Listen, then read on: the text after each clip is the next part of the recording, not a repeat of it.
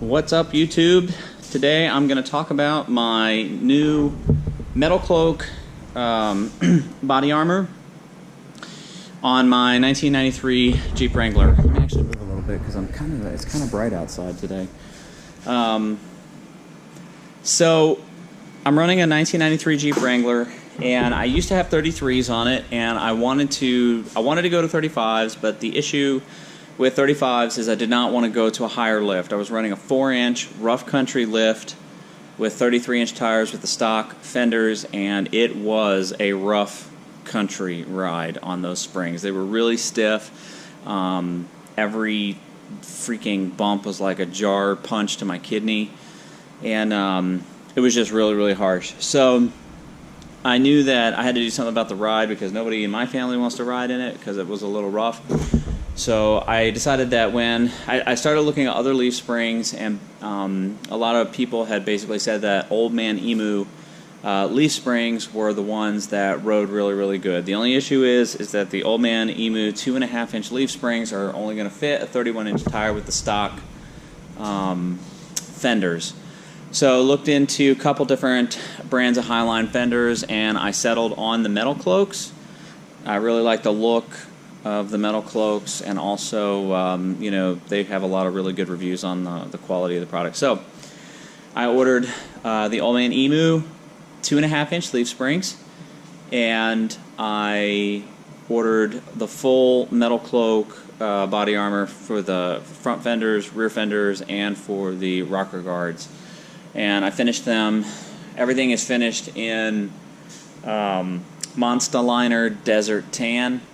And it actually, I feel like it looks pretty cool. It's pretty easy to clean. I mostly just pressure wash it off because it's not really the kind of finish that you paint, or that you scrub with a brush.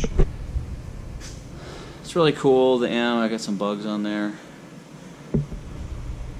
I've got the poison spider hood vents, and the 35-inch tires fit awesome with this with the Metalcloak Highline fenders. They say that you can run a 35-inch tire with a 2-inch body lift on a stock suspension. So I'm running the 2.5-inch leaf springs with them, and you can see I've got plenty of clearance.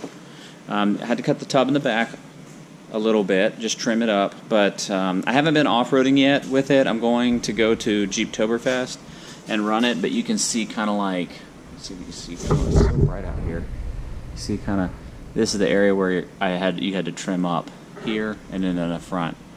So this is kind of tight, but I think it's going to be okay, because I think as the tire hits any kind of an obstacle, it's going to kind of want to push up and back, and so I think that front gap is actually going to be okay.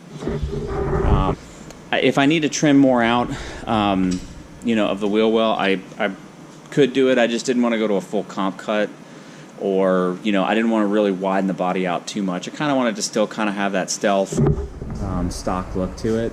And as you can see, you know, it's kind of hard to even notice it. Like when it's driving on the street, it's kind of hard to notice that there is that it has these fenders. My wife actually, when I first came home with it after putting them on and everything, she was like, "What did you do again?" And I think that's because all of them are painted kind of the same color, so they kind of color match and it kind of just blends in. But so far it's been great. The Old Man Emu springs are awesome. My fear is that I was never going to be happy with a leaf spring suspension system, and that I was going to want to do a coilover suspension system with this. But these Old Man Emu springs actually ride really well. I'm running the tires at 20 psi. If I hit a bump really hard, you do feel it. It doesn't soak it up like as good as a coil spring suspension system would. But for leaf springs, these things are amazing. The rough country lift was so rough, so harsh, and now it's much smoother. It absorbs bumps so much better. I said to myself that if the leaf springs were about, in whatever my opinion, of 40%, 50% better than what I had, I would not do the coilovers. I would just live with the leaf springs. And these are definitely that. So I'm pretty happy with them, and I think for now I'm just going to leave them. I'm not going to do coilovers. And I don't want to do that because, you know, it's nice to not have to run track bars, sway bars or any of that stuff. Basically, when I show up to the trail, I'm already at 20 psi. There's no sway bar to even connect or disconnect.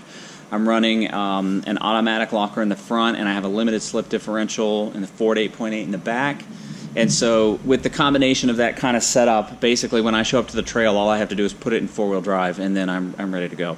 While everybody else is airing down and disconnecting and doing all that, I'm just talking. So it's kind of a nice thing to not have to do any of that stuff. I mean, I guess it really doesn't make a difference if that's what you prefer, but anyway, so that is my quick review of my metal cloaks. Let me see if I can get a good shot here.